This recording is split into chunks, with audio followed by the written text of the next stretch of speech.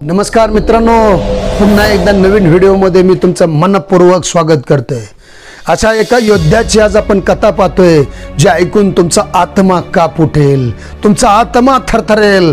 आणि हा शेवटपर्यंत व्हिडिओ पहा, शेवटपर्यंत हिम्मत करा की ही व्हिडिओ पाहण्याची निश्चित तुमच्या डोळ्यामध्ये पाणी आल्याशिवाय राहणार नाही। हो, सगळ्यांना माहिती आहे, अख्ख्या भारत देशावर काश्मीरपासून कन्याकुमारीपर्यंत ज्या चित्रपटाने धुमाकूळ घातलाय तोच छावा, 300 कोटी पार केलेला हा छावा चित्रपट ज्यांनी काढला, ज्यांनी दिग्दर्शित केलाय ते योगेश हुतेकर आणि त्यातील कलाकार यांच्यामुळे छत्रपती संभाजी महाराजांचा इतिहास आपल्या समोर आलाय। म्हणून प्रत्येक तरुणाने नव्हे, आपल्या भारत देशातील प्रत्येक व्यक्तीने हा चित्रपट जरूर पाहावा, ज्यांच्यामुळे आपल्याला श्वास घेता येतो। त्या छत्रपती संभाजी महाराज आणि जे वडील छत्रपती शिवाजी महाराज यांचं महत्त्व आजच्या तरुण पिढीला पटल्याशिवाय राहणार नाही। अरे कितीतरी संकट आली तर कोणीतरी डगमगून जातं, पण क्षणाक्षणाला संकट येऊन कणाकणाला त्यांनी रणांगणात जाऊन खऱ्या अर्थानं विजयश्री खेचून आणली। याच योद्ध्याचा व्हिडिओ आज आपण पाहतोय मित्रांनो।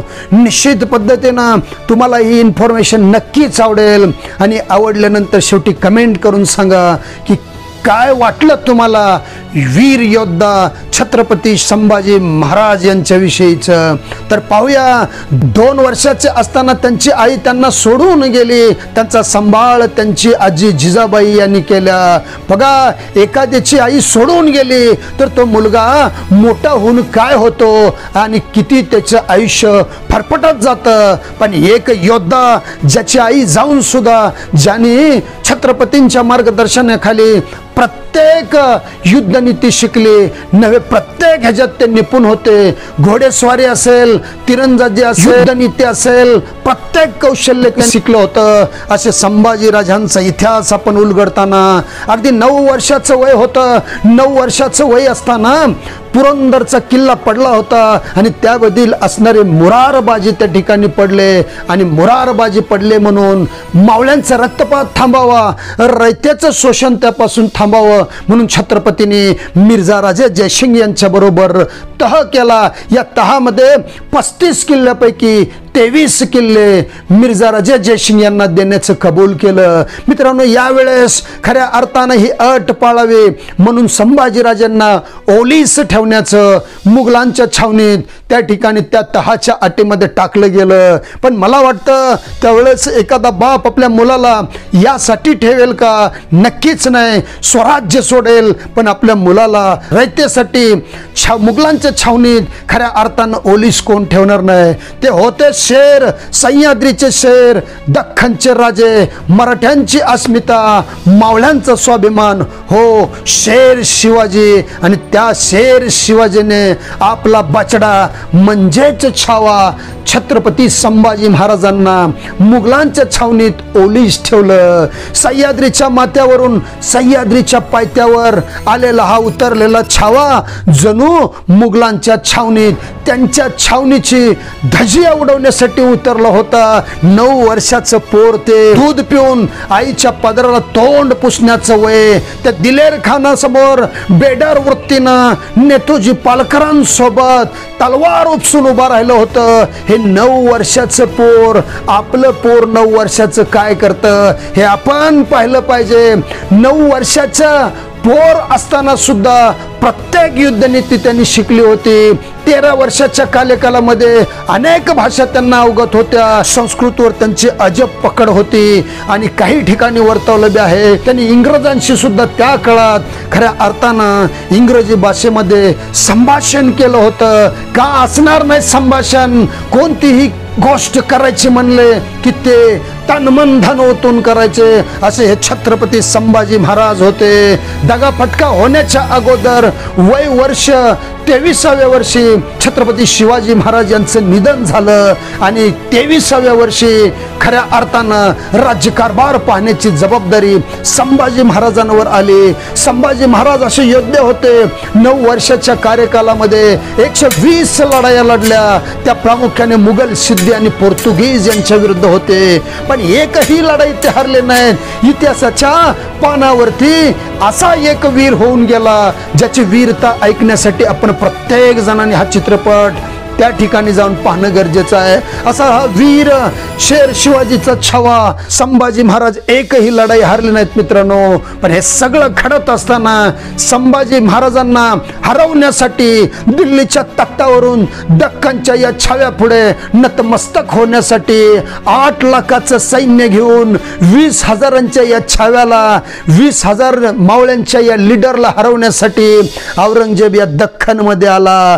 पण संभाजी महाराज हे खऱ्या अर्थानं मावळ्यांचा स्वाभिमान होते, मराठ्यांची अस्मिता होते। खऱ्या अर्थानं शिवाजी महाराज यांनी निर्माण केलेलं स्वराज्य, ज्यांनी स्वतःच्या रक्ताने सिंचन करून जे जीवित ठेवण्याचं काम केलं ते छावे होते संभाजी महाराज। त्यांनी 9 वर्ष औरंगजेबाला गोल गोल फिरवलं या महाराष्ट्राच्या मातीत, या दख्खनच्या मातीत, पण त्यांचा गोल कधी पूर्ण होऊ दिला नाही मित्रांनो, कधीच होऊ दिलं नाही। छत्रपती शिवाजी महाराज असताना सुद्धा 9 वर्षाचं हे चिमुरड बालक असताना सुद्धा छळ कपटानं त्या ठिकाणी आग्र्यामध्ये बंदी केलं होतं। पहा, मुघलाची छावणी, शासक औरंगजेब 8 लाख सैन्याच्या मध्ये अगदी शेर वडिलांसोबत हा छावा त्या ठिकाणी उभा होता, डगमगला नाही। 8 लाख सैन्य असो, मुघलांचं साम्राज्य असो, नवे आग्र्याची काही किल्ला असो, तटबंदी असो, छावा विचार करत होता कसं या ठिकाणाहून सही सलामत बाहेर पडायचं। व आज आपल्या पोर असेल तर विचार करतं की वाचेल का नाही बाबा या ठिकाणाहून, एखाद्या संकटात पडलो असेल, पण तो छावा विचार करत होता वडिलांसोबत आपण या ठिकाणाहून कसं बाहेर पडायचं। आणि पडले बादशाच्या औरंगजेबाच्या हातावर तुरी देऊन आग्राच्या ठिकाणाहून शेर शिवाजी सोबत, सिंहासोबत हा छावा सुद्धा सही सलामत सुटला। आणि मथुरेमध्ये एका मराठी माणसाकडं जणू तिळाप्रमाणे वाढत होते। हा छावा मराठ्यांची अस्मिता खऱ्या अर्थानं समोरच्या लढाईमध्ये कधीच हारले नाहीत, कधीच हारले नाहीत। म्हणून औरंगजेबाने छळ कपटीने, फंद फितुरीने आपल्याच माणसाला दगाफटका त्यांना करायला लावला आणि संभाजी महाराजांना पकडलं गेलं मित्रांनो। संभाजी महाराज होते ते छावे होते, पकडले हे फक्त फंद आणि फितुरीने औरंगजेबाच्या समोर उभा केलं गेलं। आणि उभा केल्यानंतर पहिला प्रश्न औरंगजेबाने टाकला की तू मला राजा मान, तू आमची जे राजधर्म आहे तो स्वीकार, दुसरा या ठिकाणी ठेवले 8 तुमचं जे स्वराज्य आहे, तुमच्या जमिनी असतील, तुमचा जो मानधन आहे किंवा तुमचा जो पैसा आहे जो तुमच्या मावळ्यांकडे आहे ते आम्हाला द्या। आणि तिसरा त्यांनी अट टाकली, ती अट होती मित्रांनो, ती अट होती इस्लाम धर्म स्वीकारा, इस्लाम धर्म स्वीकार, हे 3 अटी मान्य कर, मी तुला जीवन देतो। अरे जीवन घेणारे शंभूराजे अनेक पाहिलेत, पण देश धर्मासाठी जीव देणारे ते छावे होते। अरे एक अट काय, एक अट सुद्धा ज्यांनी मान्य केली नाही, 3 तर कुठं घेऊन बसला। मृत्यूवाला हसतमुख समोर जाणारे, एक अवयव कट होत असताना, एक अवयव कापला जात असताना नसा नसातून त्यांचे रक्त सांगत होतं की ही स्वराज्याची अस्मिता ज्यांनी तेवत ठेवले, त्या मावळ्यांसाठी, या देश धर्मासाठी माझ्या प्राणाची आहुती गेली तर बेहत्तर, पण मी मान झुकवेल किंवा माझ्या मावळ्यांची मान झुकेल असं एकही कृत्य करणार नाही। त्यांच्यावर दगडांचा मारा केला गेला, नव्हे त्यांच्यावर तिकट, डोळ्यामध्ये तिकट टाकलं गेलं, चामडी सोडली गेली, एक बोट, एक हात कट केला गेला, पण शंभूराजे डगमगले नाहीत। एकही क्षण त्यांना कधीच वाटलं नाही की आपण या अटी मान्य करावे। का नाही वाटलं त्यांना अटी मान्य?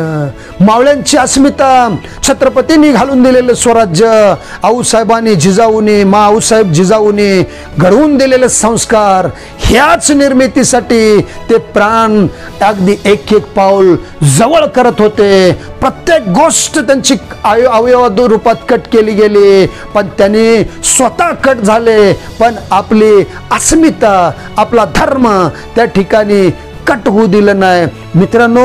याच्यामध्ये प्रत्येक गोष्ट शेवटपर्यंत निष्ठी लक्षपूर्वक पाहण्यासारखी आहे। शेवटी औरंगजेब म्हणतो, अरे क्या है ये संभा, अरे असं कसं आहे छावा, माझ्या 4 मुलापैकी एक जरी मुलगा तुझ्यासारखा असता तर या पूर्ण भारतावर मी राज्य, मुघलांचं राज्य आणलं असतं, पूर्ण भारतावर हा झेंडा मुघलांचा फडकावला असता. खराय, पण ते छावे होते ज्यांनी नीतीचा धर्म पाळला, ज्यांनी धर्माचं त्या ठिकाणी रक्षण केलं. असं शेर शिवाजींचे पुत्र होते संभाजी मित्रांनो, म्हणून त्यांना छावा म्हटलं जातं. मराठीमध्ये शेर, ज्यांचा वडील शेर किंवा शेर शिवाजी, त्यांचा हा बछडा म्हणजे छावा.